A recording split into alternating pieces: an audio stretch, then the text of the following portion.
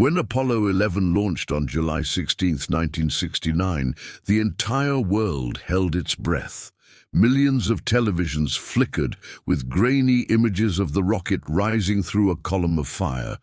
For the first time in history, mankind was about to walk on another world. But what no one knew was that behind the cheers and patriotic speeches, NASA's communication logs contained a gap. 2 minutes and 35 seconds of total silence. The official explanation was simple: a transmission dropout caused by a technical malfunction. But those who worked inside the program whispered something else, that what happened during that blackout was never meant to be heard by the public. The uncensored audio, according to declassified fragments, was recovered by a technician who refused to destroy it. He kept a copy hidden for years, terrified of what he had heard. The file was labeled Tranquility Base Lost Segment 11A. For decades, it circulated secretly among a handful of engineers who called it the tape that proves we were not alone. On the restored audio, Armstrong's calm, professional tone begins to tremble. "Houston, we have some..." Static bursts. "Object. Massive."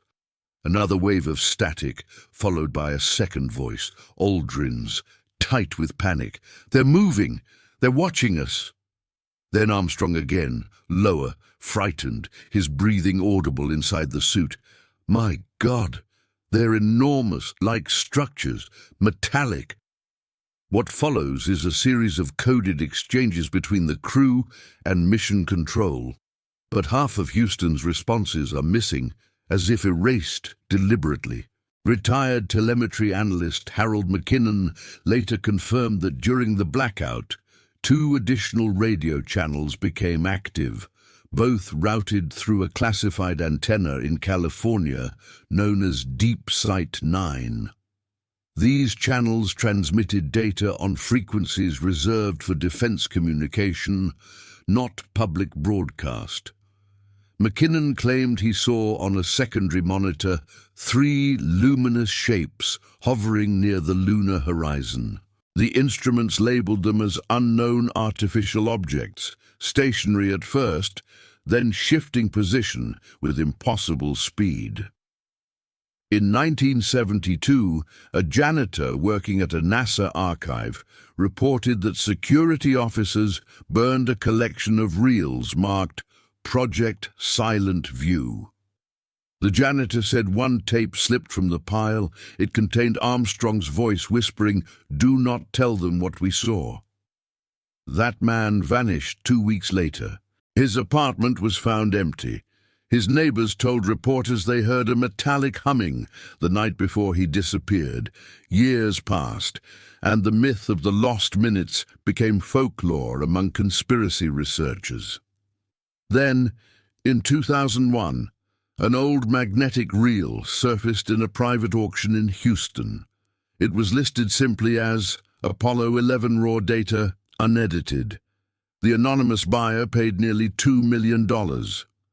Experts who examined the short-leaked segment said the background frequency was far beyond the human auditory range, something that suggested modulation from a non-terrestrial source. When analyzed spectrally, hidden beneath the static was a distorted voice repeating one phrase in English: "You were not supposed to come here." The chilling part. Each repetition carried a slightly different tone, almost like it was mimicking human speech, learning from the astronauts' own voices.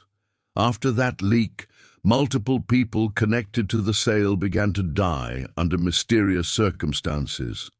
A sound engineer was found electrocuted in his studio. The auction house owner suffered a sudden heart attack, and a retired NASA archivist disappeared during a flight from New York to Seattle. The plane landed, but his seat was empty. Documents obtained under the Freedom of Information Act revealed that the Apollo 11 landing zone was later classified as a restricted observation site by the Department of Defense. Lunar orbiter images from 1971 showed unnatural geometric patterns around the landing area, shapes too precise to be geological, yet every photo released to the public had those areas cropped out or blurred. The few surviving mission specialists who dared to speak described a strange interference right after the landing.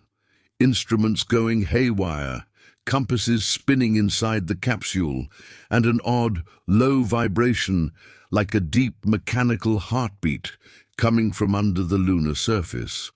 Armstrong, according to one testimony, said privately, "The ground beneath us is hollow." In 1985, a Soviet cosmonaut leaked a fragment of a communication intercept they had recorded during Apollo 11. The USSR had been secretly monitoring the mission through their deep space antennas. The Soviet log described a third signal on a frequency that didn't match NASA's band. In their notes, they wrote, "Transmission source unknown, not from Earth, not from Lunar 11 capsule. Origin between the two." Decades later, when HD restorations of Apollo footage became available, analysts noticed something disturbing. On frame 212, as Armstrong plants the American flag, the mirrored visor of his helmet catches a fleeting reflection, a tall figure standing on the ridge, motionless, elongated, darker than the surrounding shadows. NASA called it a lens artifact. But professional cinematographers who examined the reflection said the outline had depth and proportion consistent with a humanoid presence about 10 feet tall. To this day, NASA remains silent. The official transcripts make no mention of the blackout, but every few years, a new piece leaks, a fragment of audio, a declassified memo, a corrupted image. Each one adds another layer to the same terrifying conclusion: something was waiting for us on the moon. Maybe that's why, despite decades of technological progress, we never went back. And when you listen carefully to the restored audio, the one supposedly erased forever, just before the static fades completely, there's one last line whispered by Armstrong himself, almost drowned by interference. "Tell them it's not ours."